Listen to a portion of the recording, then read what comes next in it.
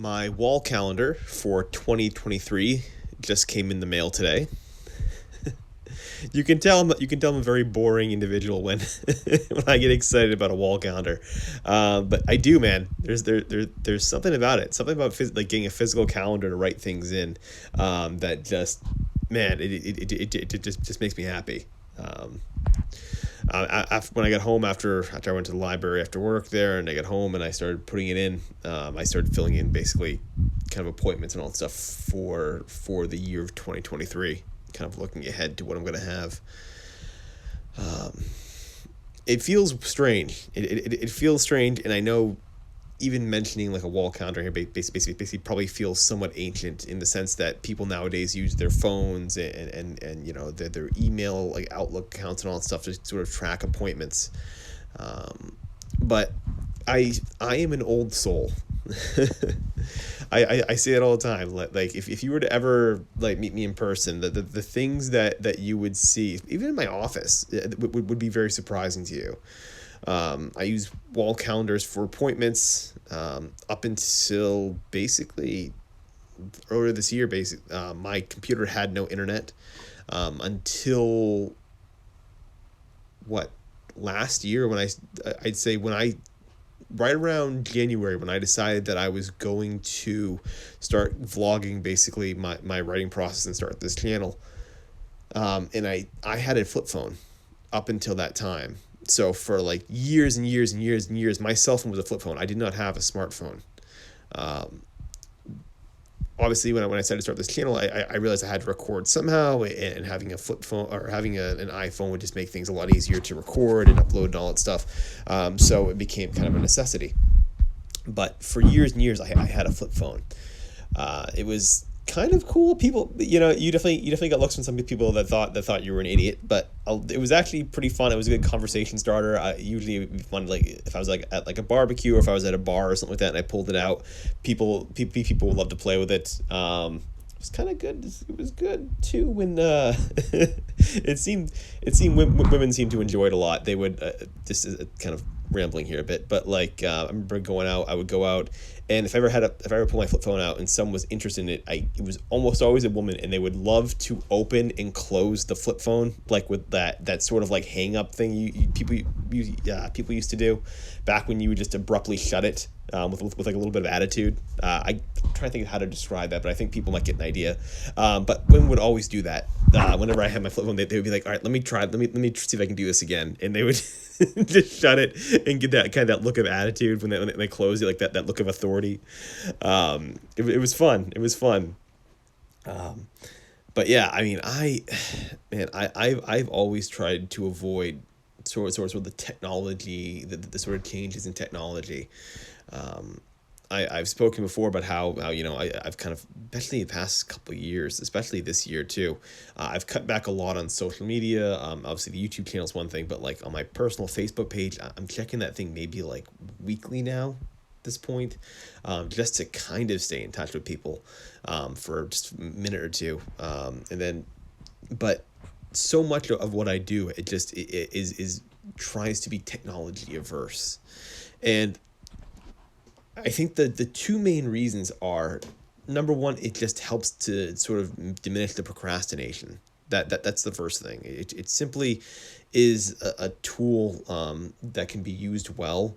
But the problem with social media is that oftentimes you're not using it. It's basically using you, right? Like you giving it your attention, and they're using your information to sort of sell, either to other sites. So which is why you get all those targeted ads. So they're basically making money off of you, in a sense.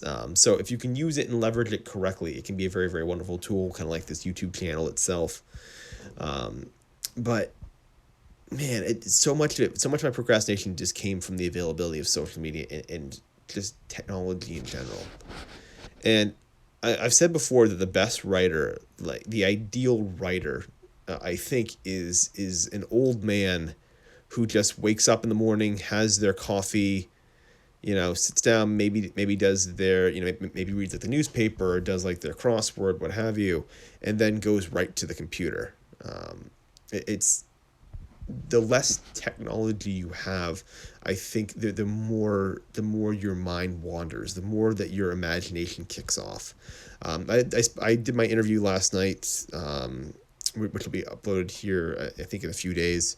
But basically, in the interview, I was talking about how really, like, imagination and being able to sit with one's thoughts is so out of fashion. It so does not exist, which I think is kind of a detriment to a lot of potential writers.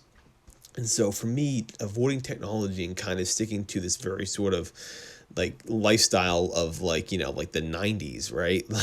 Like, yeah, in the 90s you had computers. You still had like video game systems and all that stuff, right? But it wasn't all this. It wasn't all the apps on your phones. It wasn't it didn't go to the extreme it goes today. I always say, if I can try and limit my technology to someone that may have been living in the 90s, right, where you have the computer, you use it every now and then, but you don't live on it. I think as a writer you will go a lot further. Like, being alone one's thoughts is crucial, and I think for me it's always about just cutting back on the technology to stay in that state, to avoid that. The second reason, now, besides just the procrastination in kind of helping to improve my writing, the second reason I tend to avoid a lot of technology is it seems counter to one's happiness. It seems like the more the people that technology seems to improve, the less happy people tend to be. It makes sense too. I mean, but think of a time before Facebook and MySpace, right? You lived one life. The life that you lived was just reality, right? Like your day to day.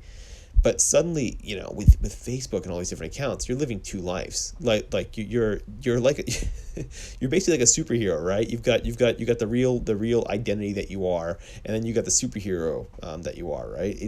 Going online, all these personas, all these personalities, and needing to stay in touch and updated with all this stuff.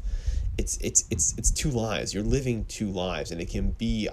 I see so much stress with that. I see so many people getting frantic over things, over basically posting stuff, over needing to sort of be up to date on everything, that get into fights online with people you've never met. It seems like so much of it it just makes people miserable that I'm always one to try to avoid that. If I can, it's like, it's miserable, but it's a game that you're choosing to play, and it's like, if it's not making you happy, don't do it.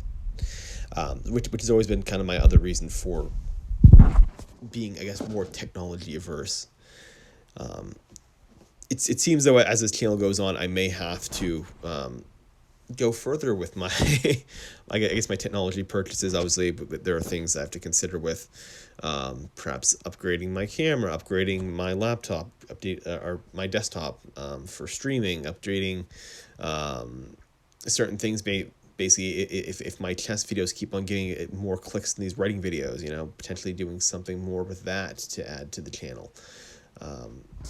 There are things that sort of play into that a lot. But if I can, and for as long as I can, I am trying to avoid it. Trying as hard as I can to avoid that technology war that seems inevitable. Right? It's an inevitable fight. But for as long as I can kind of hold off, I want to try to, because, man, so much has been achieved, I think, because of that lack of technology. I've been able to get so much more done, and ultimately, I haven't noticed that I've missed out on anything. That was always the big fear when I had my flip phone, when I had sort of taking my time away from social media and all that stuff. I mean, even during the sabbatical last year, I wasn't on there very much, and I was always afraid, like, am I gonna miss something? Am I gonna miss something? Am I gonna miss out on big life events? And to be truthful, you don't. And that was always the big thing for me, was like, no, you're not gonna miss out on anything big. There's not gonna be any sort of big events in people's lives that you're not gonna hear about. If it happens, even if it's posted on social media, you'll hear about it. Someone will tell you. Like your friends, your family, basically gonna bring it up in conversation, and you'll find out, right? It's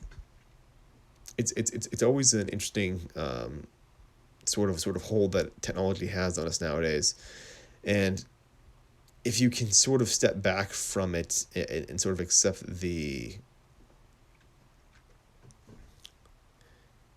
accept that you're not always going to know everything all at once, accept that things are not always going to be as convenient and at your fingertips as perhaps other people might have. You'll find, I think, a sense of happiness. At least I have. And at this point, like you hear me talk now, right? Going back to that now, or going to that now, is scary.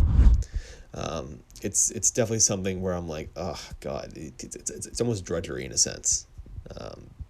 And so if you can find a balance with that, if you can find a way to leverage the parts of social media that you enjoy, and stick with it, that's awesome.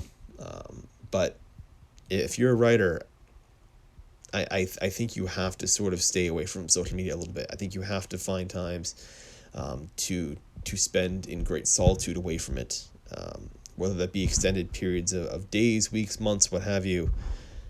I think isolation, time away from that gets you to the spot where your imagination tends to play around, where you tend to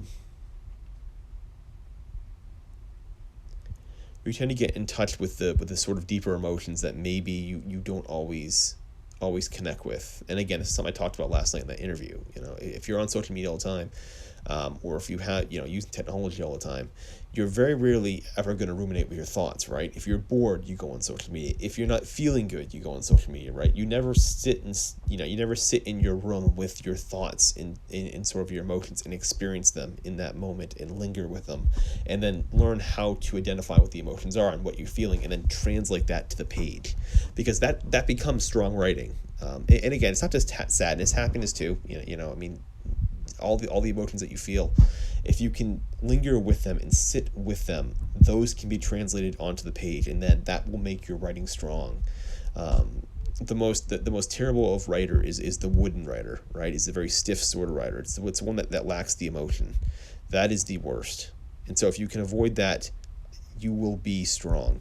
If you can learn to get in tune with your emotions and identify them and convey them on the page, your writing will be strong. But in an age where we don't do that anymore, it becomes tough. And that's really, I suppose, what I've been rambling about for like the past 10 minutes here is the idea that technology tends to avoid the lingering of emotions.